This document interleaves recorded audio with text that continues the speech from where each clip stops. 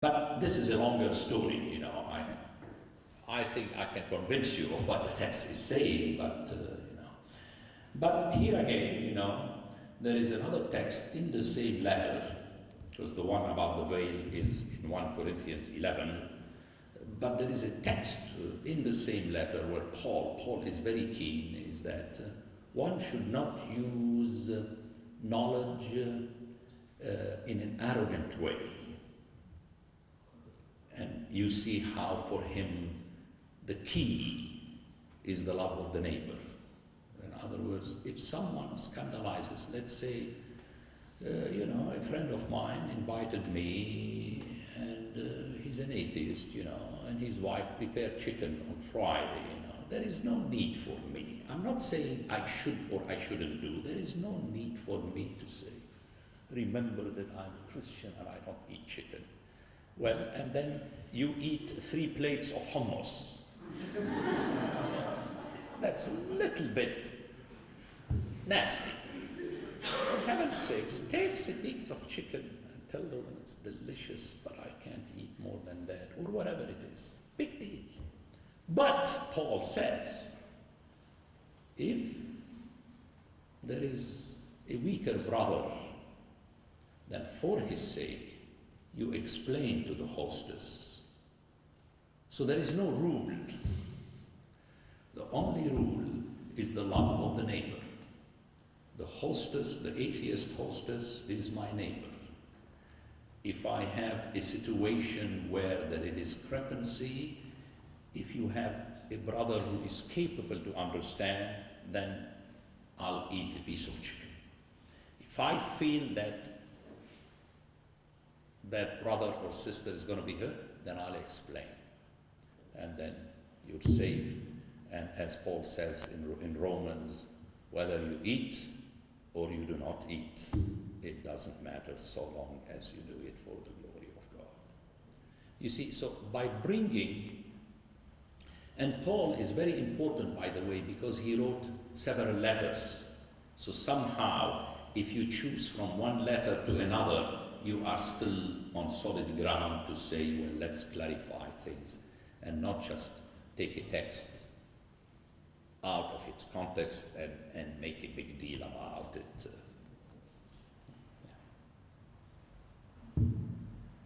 Yes? Yes. I have a difficult time sometimes when I take Holy Communion, whether you're ready, like sometimes you feel like you're being deceived when you're going up for Holy Communion, and sometimes you wonder if, you know, it is like an Antichrist stopping you, or does that make sense? Like, whether, you know, like you're fasted and everything, and sometimes in your mind you still think, are you ever ready for communion? Like, does that make sense?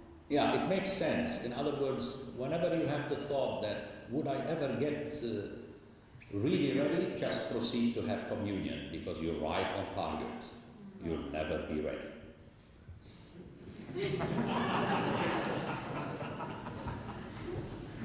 That's why the prayers before communion makes every one of us say that I'm the first among sinners. Yeah, you can imagine you have 50 people and there are all first, you'll be in trouble at commencement.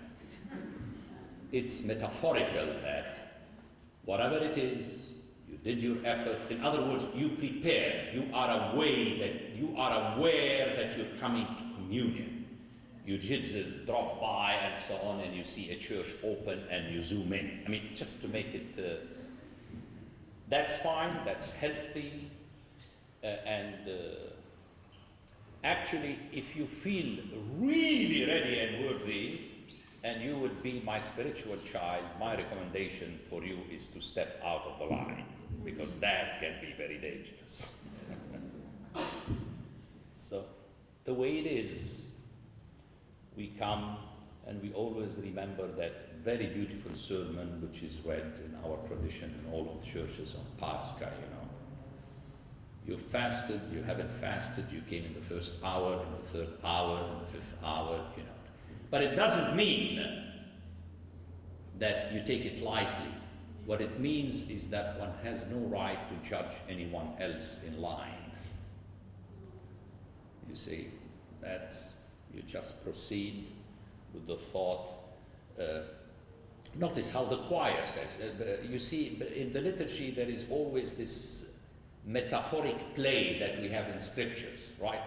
The priests say the holy things are for the holy ones, the holy people of God. Then the choir says, one is holy.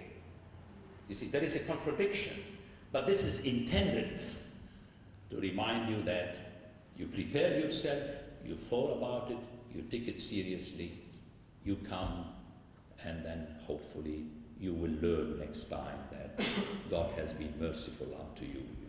That's the whole idea of communion.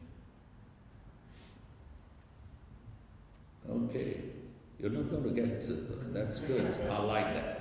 Yes, 1, 2, let's go. I came a bit late, so excuse my questions. I'd like to ask actually 3 questions. I answered them all before you came. No, please go ahead. You know, as kids, No. we're all told stories. You know, my godmother or my sister's godmother used to tell us about the devil. We were just talking about the devil. And you hear many little stories. What do you believe? So this is the first question, and it's context. Sign of the devil is 666. Once my godmother, my sister's godmother said, when God created everything, he had an army of angels. One of them wanted to be God, so he was cast out of heaven, and he took 1/3 of the angels away. And that's why the devil is so powerful here on this earth, because he has 1/3 of the legion. And so that's one thought I had. 666. By the way, this last statement is from the book of Revelation. What's that? So grandmother is good about the third. So the 666. No, we'll come back to that. I'm just saying to you that your grandmother was good. The other one that I thought, in mathematics, 666 is 2/3. And when you give a name to someone, like you're John, you're Simon, you're Fred, what is a name? It's the identity of the person. And 666 is the identity of the devil. And what does the devil want? He wants the kingdom of heaven, doesn't he?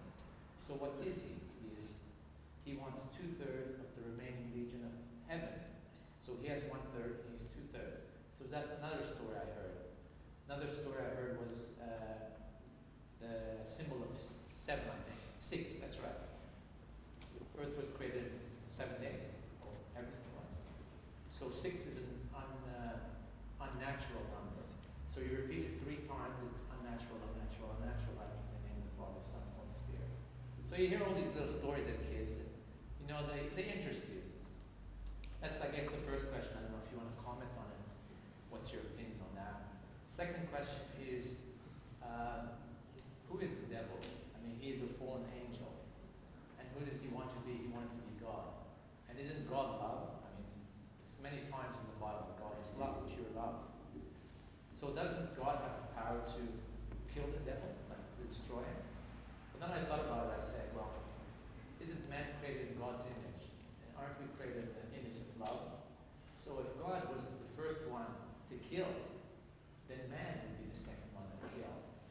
So isn't it sort of like, yes, the devil is here, he's a fallen angel, but God will not kill him because he is testing man to see how much he actually loves mankind. And then, so that's another opinion I had. I mean, in a couple of times in the Bible you said once. Yeah, but you know, you're taking too much time for the 3 questions. You know, I mean, you're making your statement, and I can let's leave this to the end because I cannot stay here. Okay. Yeah, I mean, just ask your question, whatever it is. Whatever it is, ask the question. Okay. Last one. So 666, and then the devil, and the third one. Yeah. Does the devil have more power than God? And then I thought no, because in the Bible it says many times God gave permission to the devil to go out of the body into the swine. Okay, to make a long story short, I think I answered the issue of the devil when I spoke about the prosecutor. It's functional. It's functional for us to make sure that at the end is a very serious matter. It's not an easy test. There will be someone with a long list of points against you. You have to make sure that you will not fail.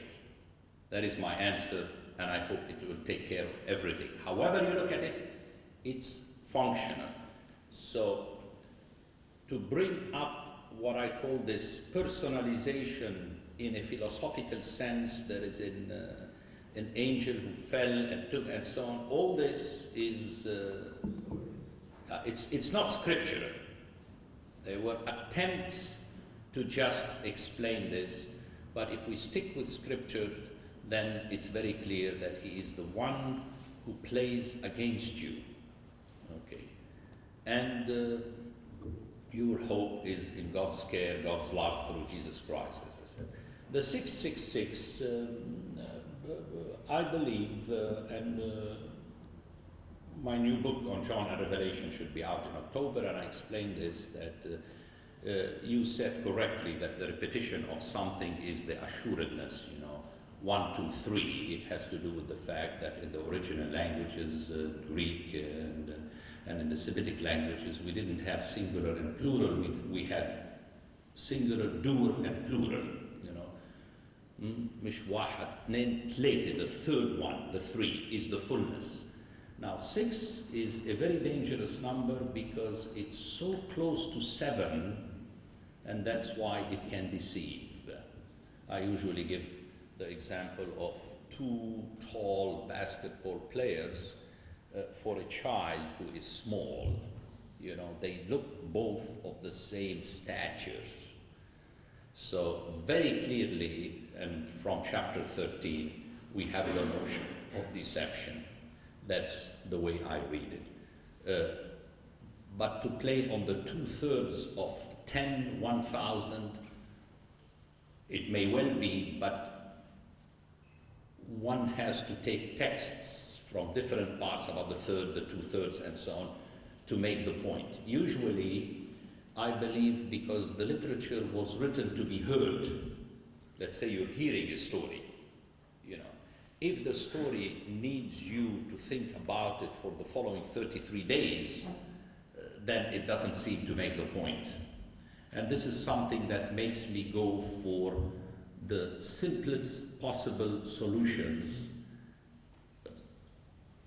assuming that they will be the right ones. And this is how I read 666 compared to number 7, because number 7 is the divine number. Yes, one more there, and then Abuna will stop, right? Yes? Cannot continue. Right. We'll go until 8. We have 4 more minutes. Yes. In the popular media, we see discussion about the gospel, and we hear about the Jesus seminar, we hear about the Da Vinci Code, and all of this permeates into our congregations, into our people as well. Is it now not enough just to know the scriptures, but we have to understand a whole lot of other issues surrounding them? When someone tells us, well, Jesus didn't say what you're telling me he said, because the Jesus seminar says he only said 17% of everything that's in the gospel. How do we deal with those issues of biblical scholarship? Well, this issue of Jesus said and didn't say is a false issue, because in scripture, and this applies to all religions, the deity does not speak directly to the people. It always speaks through a specific messenger. Let's go for the title of the book of Jeremiah. The title is The Words of Jeremiah. So obviously the author is telling you these are not the words of God. But when you continue, you say, to whom the word of the Lord came. The same thing with Moses, and so on and so forth. So to differentiate between the sender and the messenger is a false issue of the 20th century. Can you imagine if every president of the republic is going to ask every ambassador, you're telling me this is what the president said, are you sure? Well, you see, it's non-functional. whether Jesus said it or Paul said it, by telling you Jesus said it, he is speaking by the word of the Lord. And that's the whole thing. You accept the word of the messengers, right? So I wouldn't give it too much importance, because, and I'm serious about it, but this creed in the Western civilization trying to be, it's like Plato, like what Socrates said. To which extent can you prove that Socrates said it or Plato told you that Socrates said it? It doesn't matter. The teaching is still there. And I just read you the text of Matthew. Go and teach what I taught you, and lo, I'll be with you. Which means, when the apostles teach, it is the teaching of Jesus. Whether Jesus used 2 commas and the apostle 2 periods, it's not going to make much difference. So I wouldn't give it much importance. The other issue about the Da Vinci Code, all I can say is that this is what Da Vinci thought. Good for him. Why should I argue about that? I read the book. At the beginning I found it exciting. At the end I found it too thinly stretched. And that's all I can say. And we have to be bold. This is what Da Vinci thought. I'm sure that there is aspect of the woman there. But the painting of Da Vinci is not scripture for me. The painting of the iconographer is not scripture about. Otherwise, how would a good iconographer correct a bad iconographer? On which basis? If the iconographer tells me, I prayed and I fasted and that's what came out, thank you very much. It doesn't help me much. And I heard once an iconographer saying he saw an icon of the baptism and there was no dove. And he said, wait a minute, this cannot be the icon of baptism because there is no dove. But I asked that iconographer, how do you know that there was a dove? He said, it's in the gospel. I said, thank you very much. That's all I need to know. You cannot decide, say, I don't know, I had a vision and St. Gabriel appeared to me and told me somehow that there were, Peter suggested 4 tents on the Mount of Transfiguration.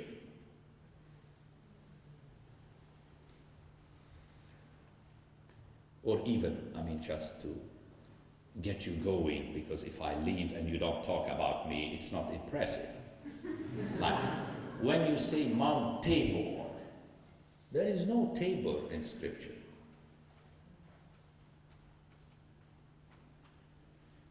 Where do we go from there?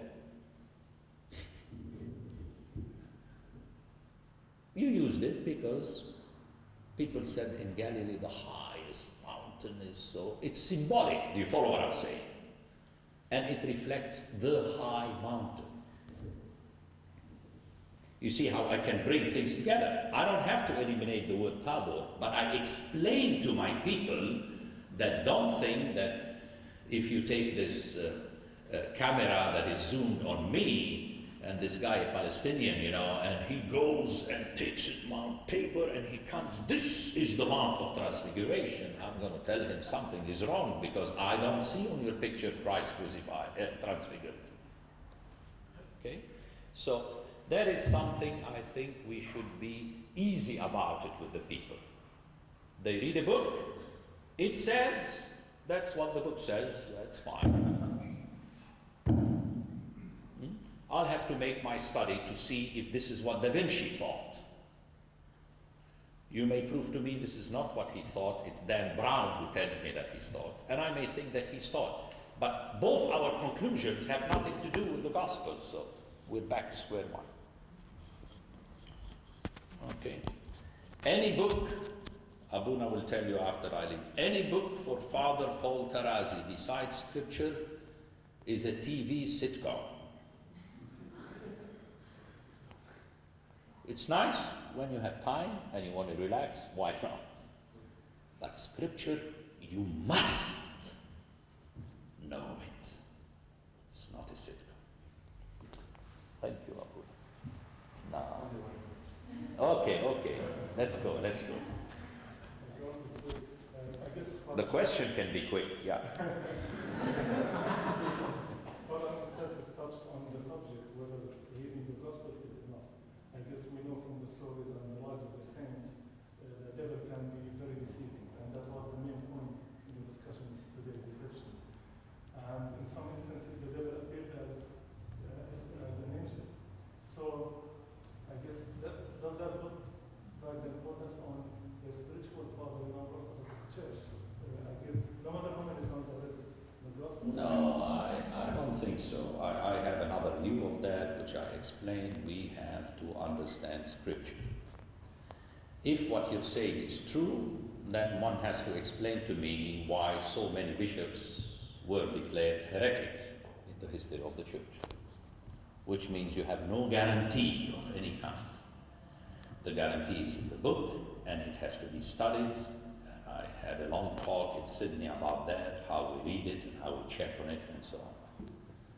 But to supply something else for scripture is not allowed, because in our tradition no other reading is allowed within the services except scripture.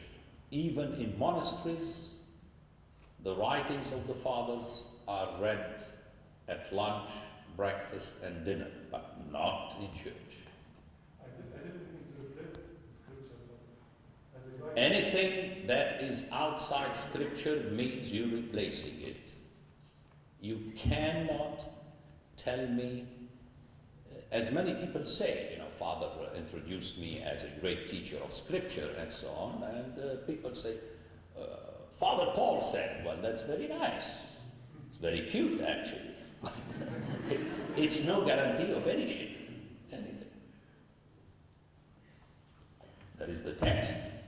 And if you've heard Father Paul 20 years ago and now, I teach otherwise, perhaps more correctly, perhaps.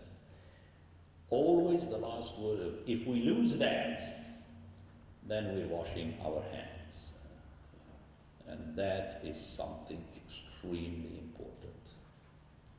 That can be dangerous, because let's say if my spiritual father, to me, looked like contradicting the scripture. Does that mean that I go against him? Because No. Now you're bringing the issue of the spiritual father. That's a completely different issue. You see, I can't take care of different issues at the same time. Because by the time I answer you, you're going to bring me your first cousin, and then your parish priest, and the parish council. These are different things. We're talking about scripture. All I need from you to understand what I'm saying. Nothing can take place, because in the history of the church, we have so-called spiritual fathers that were declared heretic, bishops that were declared heretic, synods that were declared heretic. That's all I need to say. My question, what is the basis for that? That's all I'm saying. And this puts a lot of responsibility. There is a very nice statement in the letter of Peter, but again in the Greek is much more powerful.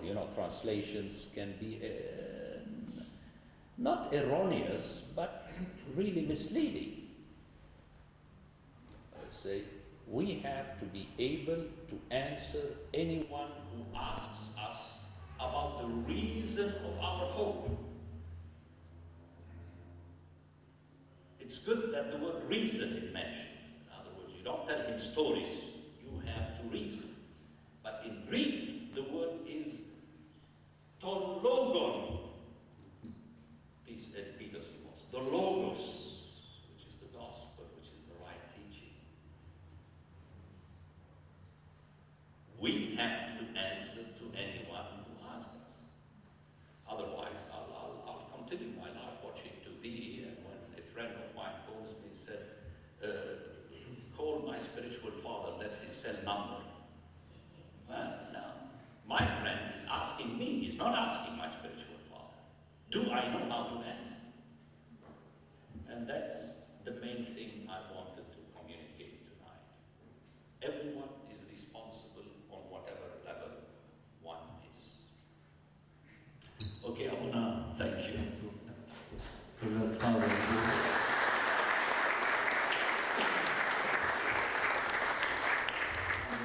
Every person here present, I would like to thank you for your valuable teaching, not to teaching. You haven't changed your mind regarding the Asking the Lord to keep you for the church in peace and safety and good health. Thank you. Thank you. Dear brethren, if you like, we may meet each other downstairs or have a cup of tea or coffee with Father for 15 minutes, not more. Is my ride here? No. Oh, my ride is here. God bless your heart, Pascal. You saved me. That's the son of very dear friends of mine who were originally from Swiss, and they are Australians now. But something brilliant about them is that they dared in 72, when all Europe was anti-Arab and pro-Israel, to call their older son Nadim by my name. That was pretty great. Okay, so that's very precious for me. Okay, that's his younger son. They went for Pascal, but you know that between Pascal and Nadim, there is an ocean of difference. Okay, so I'll have a quick cup of coffee with you. And Thank you, Father. thank you again very much. Dear brethren, for the mission in our church planned by our archdiocese, donation is most appreciated. 2 trays will be at the entrance of the church for the mission in our church. Thank you very much. May God bless you.